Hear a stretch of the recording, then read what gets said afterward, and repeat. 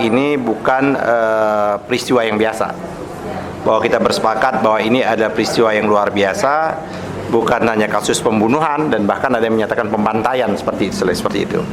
Dan oleh karenanya menurut saya karena sudah ada kelompok masyarakat sipil yang melakukan investigasi, ya kita memberikan dukungan penuh kepada kelompok-kelompok sipil yang dimotori oleh Kontras, LBH dan lain sebagainya.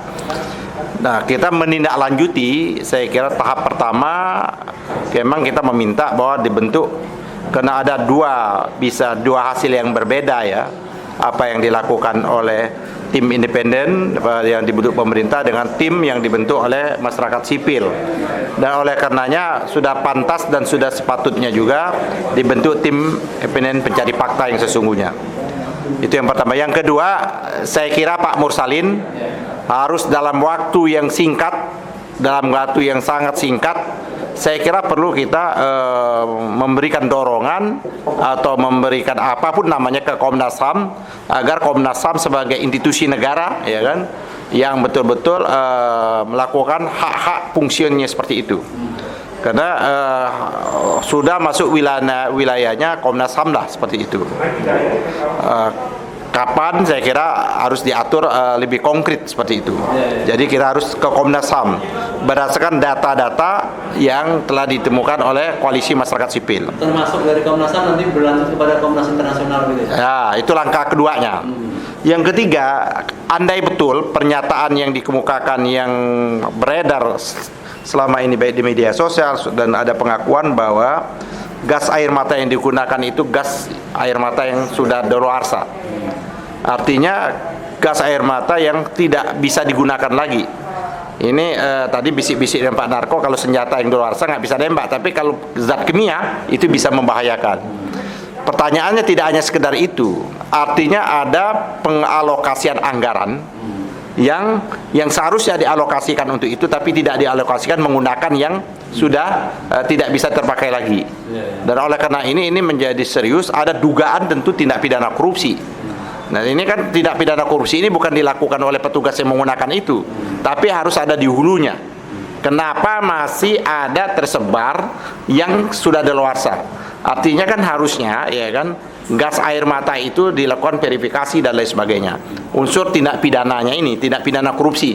Jadi ini membongkar tidak hanya tindak pidana kejahatan terhadap kemanusiaan, ternyata ada juga tindak pidana korupsinya seperti itu. Nah, oleh karena itu kita minta juga kelompok ini, karena kita ada sebagai pressure group kelompok ini, kita datang ke KPK lagi. Kita minta KPK memang serius mengusut tuntas kasus-kasus, kan terlalu banyak kasus-kasus yang mandek di KPK. Bahkan KPK sudah mengeluarkan juga ada tidak ditemukan, contoh laporannya Ubed, ya kan, dugaan terjadinya korupsi terhadap anaknya presiden. Tapi kan KPK menyatakan tidak. Terus laporannya Pak Marwan udah bertubi-tubi, ya kan, terhadap Ahok.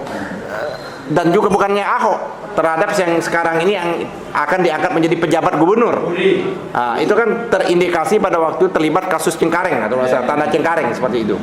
Saya kira perlu, menurut saya, langkah-langkah konkret kita mendatangi seluruh institusi yang ada. Ya kan, seluruh institusi yang ada, kita minta perhatian mereka hal yang ada seperti ini. Apakah nanti mereka akan bekerja sungguh-sungguh, itu yang kedua. Yang penting kita sebagai rakyat, sebagai punya hak untuk menyuarakan itu. Nah, nanti kita bisa menyimpulkan, kalau nanti ternyata institusi-institusi ini memang tidak lagi melaksanakan fungsi, peran, tugas, dan kewajibannya, maka jangan salahkan rakyat kalau rakyat melakukan pembangkangan terhadap institusi-institusi itu, yang disebut social disobedience itu. Atau masyarakat tidak lagi patuh terhadap aturan-aturan yang ada dibuat institusi-institusi tersebut. Jangan salahkan rakyat kalau rakyat mengambil jalan dan cara dan formulanya sendiri. Karena jalur-jalur yang ada, jalur-jalur konstitusional yang ada yang sudah disiapkan, ternyata tumpul dan mandek, tidak bisa melakukan. Terus rakyat mau kemana lagi mengadunya? Nah, oleh karena itu, ya biar rakyat sendiri yang menyelesaikan persoalan-persoalan itu.